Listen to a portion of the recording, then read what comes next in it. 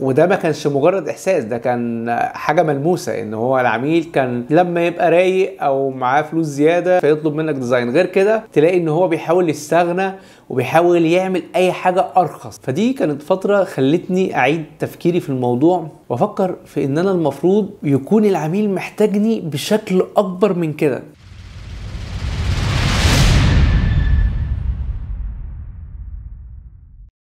ازيكم عاملين ايه؟ يا رب تكونوا بخير. في فتره كنت شغال فيها في مجال الجرافيك، وانا من الناس القديمه شويه، ففي الفتره اللي انا كنت شغال فيها ما كانش فيه اونلاين، كان اغلب الشغل اوفلاين في مكاتب، وانا كنت شغال متخصص في مجال الطباعه في مكتب، وبرضو معايا عملاء بره بشتغل معاهم وبعمل شغل خاص ليا او بيزنس خاص بيا. بس واجهتني مشكله وانا بتعامل مع العملاء وخلتني ابدا اعيد واغير تفكيري من الاول. المشكله اللي واجهتني في الفتره دي ان انا كنت حاسس ان العميل مش محتاجني احتياج قوي او مش محتاجني احتياج كافي.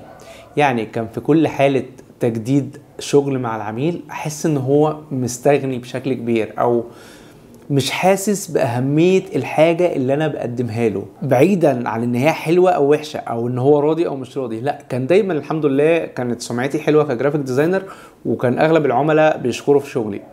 بس الفكرة في حد ذاتها ان فكرة الديزاين بالنسبة له ما كانتش مهمة، ما كانش بيقدر يحس بالنتيجة عن طريق التصميم بس. فكان ده موضوع عامل لي مشكلة كبيرة، ان انا حاسس ان هو مش محتاج ديزاين بشكل كبير، وده ما كانش مجرد احساس، ده كان حاجة ملموسة، ان هو العميل كان لما يبقى رايق او معاه فلوس زيادة فيطلب منك ديزاين. غير كده تلاقي ان هو بيحاول يستغنى وبيحاول يعمل اي حاجة ارخص. فدي كانت فترة خلتني اعيد تفكيري في الموضوع وافكر في ان انا المفروض يكون العميل محتاجني بشكل اكبر من كده. يعني انا ديزاينر وبطلع شغل حلو وعاجب العميل وعاجب الناس، بس هو مش حاسس ان النتيجة بتيجي من عندي. فبدات ابحث بقى اشوف يعني النتيجه بتيجي منين. يعني هل هو بيبقى مال اكتر محتاج الشيء الملموس؟ يعني مثلا هو العميل لو هيطبع شغل فمحتاج مثلا اكون انا عندي مطبعه مثلا عشان احتياج العميل ليا يكون اعلى، وكانت ساعتها الدنيا شغاله مش اونلاين قوي، كان كلها اوفلاين، فكان تقريبا اكتر احتياج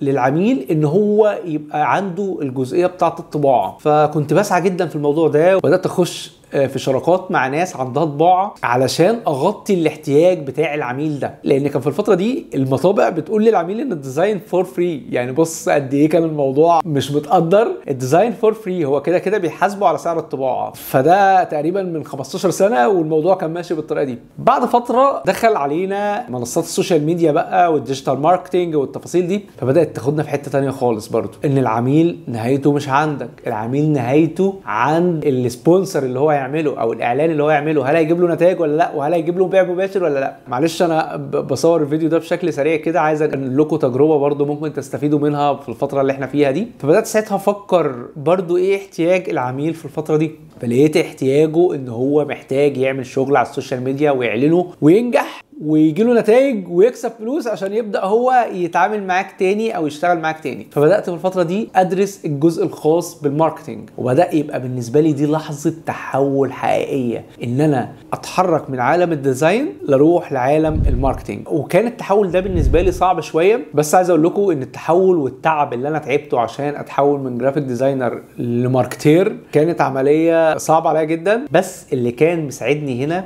ان انا كانت الباك جراوند بتاعتي قويه جدا في الديزاين. يعني انا كنت خلاص قديم قوي في الديزاين، مش هقول لك ان انا ما بتعلمش جديد، بس كنت خلاص يعني متخصص في حاجات معينه بعرف اعملها، وده كان اكل عيشي ساعتها. بس ده كان جزء تاني انا بحاول اطور في نفسي، ان انا اكون ماركتير مع الديزاين. وكنت بفكر في الفتره دي ان انا عايز اكون ماركتير بباك جراوند خاصه بالديزاينر. كان ساعتها بقى الماركتنج معتمد قوي على التارجت والاستهدافات ومش عارف ايه والكلام ده. انا كنت ساعتها حابب ان الديزاين بتاعي او الجزء الكرياتيف اللي انا اساسا يعتبر ده تخصصي هو اللي يكون طاغي ويكون مؤثر على الشغل الخاص بالماركتنج بتاعي. وده فعلا الحمد لله اللي اتحقق بعد فتره مش طويله، وقدرت في فتره قصيره ان انا افتح الشركه الخاصه بيا في الديجيتال ماركتنج، والحمد لله حققت نجاحات مع عملاء كتير ودخلت لهم ارباح بالملايين. في الفتره دي بقى بدا يكون التمسك بيك اعلى، هو عنده نتائج فعلا حقيقيه بتتحقق عن طريق الكرياتيف او الجزء الخاص بالديزاين اللي انت بتعمله. فبدات احس ان انا حطيت ايدي هنا على نقطه الموضوع، بدات اكون انا اللي بتعامل مع الجزء الكرياتيف،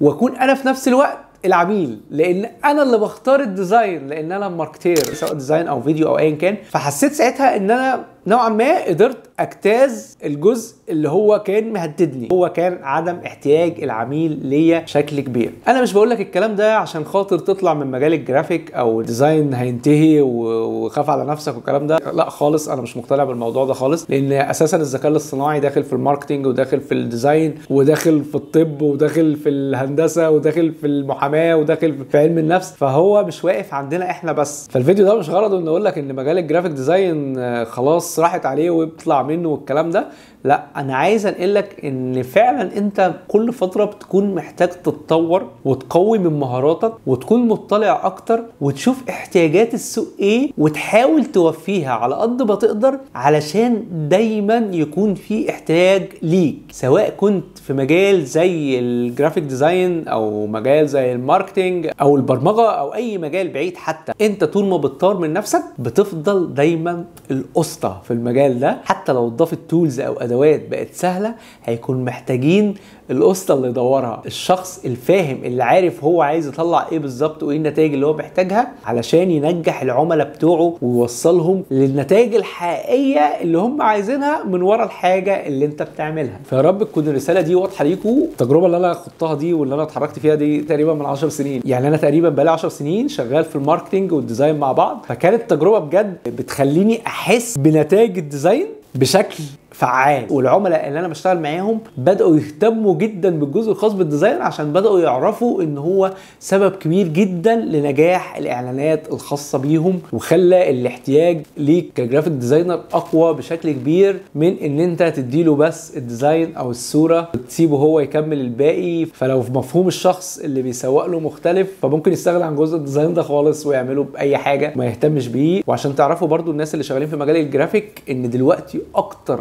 احتياج او اكتر سبب مسببات نجاح للاعلانات على السوشيال ميديا او غيره هي الكرياتيف الموجود، سواء كان صوره او سواء كان فيديو او سواء كان محتوى. فكل ده مرتبط ببعضه، مرتبط بالفيجوال او الرؤيه اللي انت بتوصلها للكلاينت بالاخر، وهو بيكون سبب اي نجاح اعلان دلوقتي اكتر من قبل كده. يعني كان زمان الالجوريزم بتبقى معتمده في الاعلانات على التارجت اودينس وتحديد الجمهور المستهدف وعلى تفاصيل معينه. دلوقتي الاي اي دخل فيها بشكل كبير، فبقى اكتر حاجه بيتلعب عليها وبتركز عليها هي الجزء الخاص بالكرييتيف او بالافكار اللي انت بتوصلها كشخص مبدع وكشخص ديزاينر ومخطط وعارف هو عايز يوصل لايه بالظبط. الحلقه دي انا عارف ان هي مش مرتبه وحلقه سريعه، بس حبيت انقل لكم التجربه دي، ممكن حد يستفيد منها. ولو حد شايف ان هو فعلا في مجال الديزاين دلوقتي وحابب يخش مجال جديد خصوصا زي مجال الماركتنج او الديجيتال ماركتنج، يا ريت يكتب لي تحت في الكومنتات ويكتب لي ايه الاسباب اللي مخليه عايز يتعلم التخصص ده، سواء برضو مجال الماركتنج او غيره. بيعرفني التخصصات اللي هو عايز يتعلمها في الفتره دي بجانب الجرافيك ديزاين. يا رب تكون الحلقه مفيده ليكم، ويا رب اكون دايما عند حسن ظنكم. ما تنساش لو الحلقه عجبتك تعمل لايك وسبسكرايب وتفعل الجرس علشان توصلك الحلقات الجديده، واشوفكم الحلقه الجايه ان شاء الله.